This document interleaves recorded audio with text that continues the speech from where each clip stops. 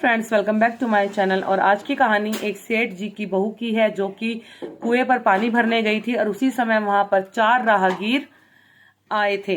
वो उन्हें प्यास लगी थी बहुत ज्यादा, तो वो उन बहू से पानी मांग रहे थे कि हमें बहन जी कुछ हमें प्यास लगी है, हमें पानी पिला दीजिए, बहुत ज्यादा हम बहुत दूर से चल कर आए हैं और प्यास के मारे हमारा गला सूखा जा रहा है। अब बहू ऐसी कंडीशन में थी, वो ना तो उनके सामने आ सकती थी, पर्दे में थी वो, और ना ही वो उनको पानी पिला सकती थी उस समय। और उनको इस तरह से भेजना भी उनका अनादर था, क्योंकि वो एक मेहमान ही थे गांव के, जो गांव से गुजर रहे थे और वो गांव में रुके थे पानी की प्यास के लिए। तो उसने उनसे कहा कि मैं आपसे 4 सवाल पूछूंगी, अगर आपने उनके जवाब दे दिए तो मैं आपको पानी पिला दूंगी। तो उसने पहले राहगीर से पूछा कि आप कौन हो। तो राहगीर ने बोला मैं एक यात्री हूँ। अब बहू ने बोला यात्री तो संसार में 2 ही तरह के होते हैं, आप उनमें से कौन से यात्री हो। अब वो चुप, जवाब नहीं सूझा उसे। फिर उसने दूसरे राहगीर से पूछा कि आप कौन हैं। तो उसने कहा कि मैं एक गरीब हूँ। फिर बहू ने ये कहा कि गरीब तो 2 तरह के होते हैं, आप कौन से वाले गरीब हैं। देन उसने फिर तीसरे वाले से पूछा कि आप कौन है भैया। तो उसने बोला मैं अनपढ़ हूँ। तो फिर बहू ने बोला कि अनपढ़ तो सिर्फ 2 ही तरह के होते हैं दुनिया में, आप कौन से वाले अनपढ़ हैं। फिर उसने चौथे वाले से पूछा कि आप कौन है। अब उसने बोल दिया कि भैया मैं तो मूर्ख हूँ। अब उसने फिर ये बोला बहू ने कि मूर्ख तो सिर्फ 2 तरह के होते हैं, आप कौन से वाले मूर्ख है। तो उन चारों राहगीरों को उन सवालों का जवाब नहीं मिला और वो अपना मुंह लटका के जाने ही वाले थे। तब बहू ने बोला कि आप ऐसे ना जाएं, यहाँ से थोड़ी सी दूरी पे मेरा घर है, इस तरह से लाल रंग की उस पे लुपाई पुताई हो रही है, और आप वहाँ चले, मैं आपको वहाँ चल के आपको पानी वानी पिलाती हूँ। तो ऐसा कहा उसने, बेचारी ने, उसने अपने घर की भी पहचान बता दी कि वहाँ पे लाल रंग की लिपाई पुताई हो रही है, तो वही मेरा घर है। तो अब वो गए, राहगीर गए उस घर में। तो बहू जो थी वो दूसरे रास्ते से अपने घर गई जल्दी से, उसने अपने कपड़े वपड़े सही से पहने और राहगीरों का स्वागत किया। ये सब उसका जो सेठ ससुर है वो देख रहा था, क्योंकि उस समय जो जो बहू है उसका पति गांव में नहीं था, वो शहर गया हुआ था, और जो सास थी वो अपने मायके गई हुई थी। तो उस समय घर में सिर्फ और सिर्फ बहू और ससुर अकेले थे। ठीक है। तो वो ससुर जो थे वो बैठे देख रहे थे कि बहू से मिलने 4 लोग आए हैं। उन 4 लोगों को बहू ने गुड़ खिलाया, पानी पिलाया और उनसे अच्छे से राम राम शाम शाम करी और फिर उनको अच्छे से विदा करा। ठीक है। ये चीजें सब होती हुई देखी उसने। अब ससुर को आ गया गुस्सा। अब वो राहगीर जो थे उन्हें तो पानी से मतलब था, वो पानी पी पा के चले गए। अब आई बात ससुर की। अब ससुर को आया गुस्सा ये सोच सोच के कि भाई ये बहू मेरे आंखों आगे ऐसा कर दी है कि 4 आदमी से मिलने आ रहे हैं, उनको गुड़ खिला रही है, वो पानी पिला रही है और उनको अच्छे मुस्कुराकर उनसे मीठी मीठी बातें कर रही है, बोल रही है उनसे ऐसे।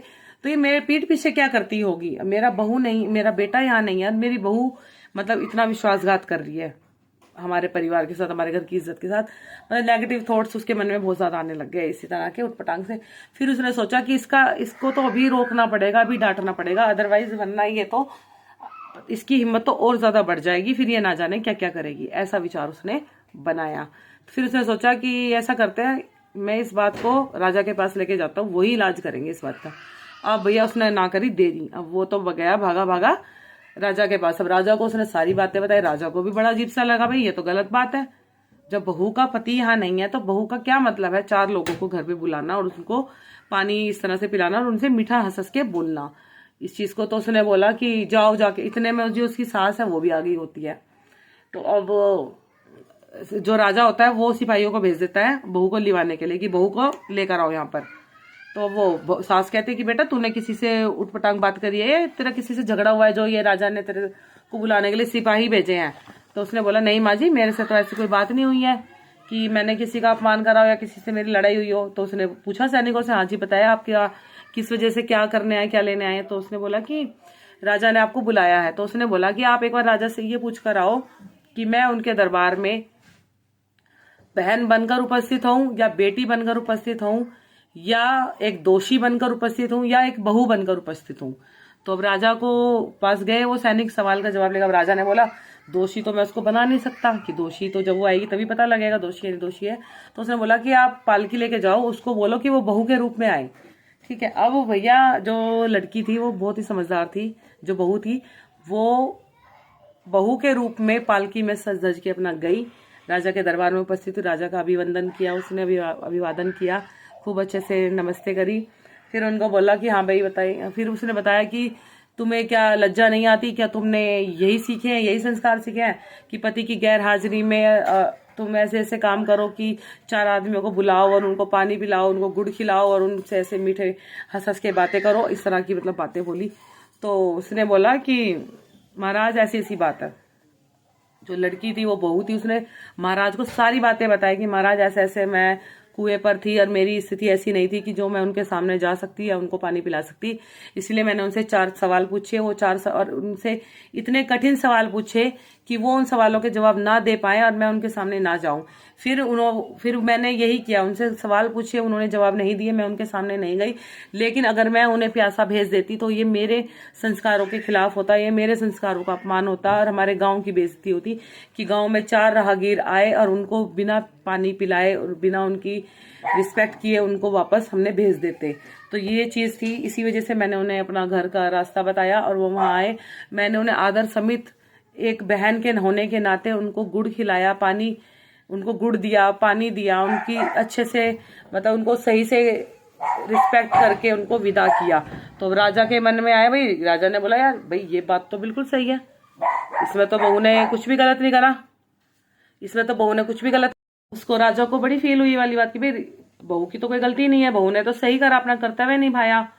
फिर उसने उसको बोला कि ठीक है आपकी कोई गलती नहीं है, लेकिन उसके मन में भी जिज्ञासा आ गई थी कि इन 4 सवालों के क्या जवाब होंगे। तो उसने बोला कि बहू आप हमें अब 4 सवालों के जवाब बताएं। तो उसने बोला कि पहला सवाल था कि यात्री कौन है, मतलब 2 तरह के यात्री होते हैं, पहला है चंद्रमा, दूसरा है सूर्य।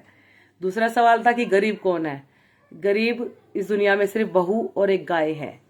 तीसरा था कि अनपढ़ कौन है, अनपढ़ गवार कौन है, तो इस दुनिया में अनपढ़ और गवार सिर्फ और सिर्फ भोजन और पानी है जो कि इंसान के साथ बस चलते हैं। ठीक है। चौथे सवाल का जवाब कि मूर्ख कौन है, 2 तरह के मूर्ख होते हैं।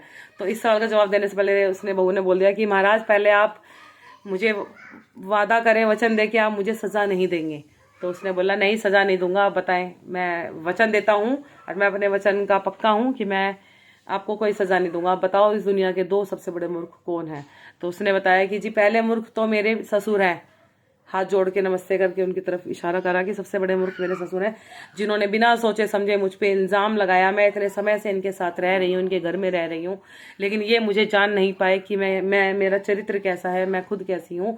और इन्होंने सिर्फ 4 राहगीरों को, जिनको मैं भाई भाई भी कह रही हूँ, उनको मैं पानी पिलाया, गुड़ खिलाया, उसको लेकर इन्होंने मन में शंका आई। अगर ऐसी ही बात थी तो ये मुझसे वहीं पर पूछते, घर पे पूछते, तो घर की इज्जत घर में रह जाती। ऐसे बाहर आपके सामने इतनी बड़ी सभा ना लगती और इस तरह से हमारे घर की इज्जत नीलाम ना होती जो हो गई है।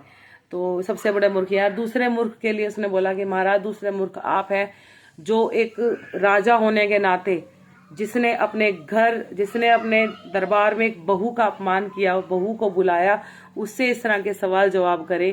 तो समझ ही नहीं पाए आप कि क्या चीज़ कैसे हो सकती थी। और बस आपने भी मेरे ससुर की तरह मुझ पर शक करा और मुझे एक दोषी बनाकर अपने दरबार में बुलाया।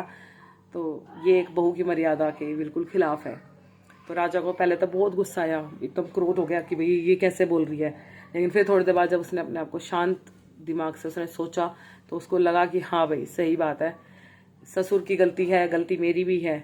और बहू को उसने बहुत इज्जत से, मान सम्मान से, उसकी बुद्धि और चतुराई की वजह से उसको इनाम भेंट किए और उसको अच्छे से विदा किया। तो गाइज ये मेरी बहुत प्यारी सी कहानी थी। आई होप आपको मेरी कहानी अच्छी लगी हो। So thank you so much. थोड़ा समय मेरा विपरीत चल रहा है कि बिल्कुल मेरी वीडियोस नहीं चल रही हैं, तो थोड़ा सा सपोर्ट कीजिए। Thank you.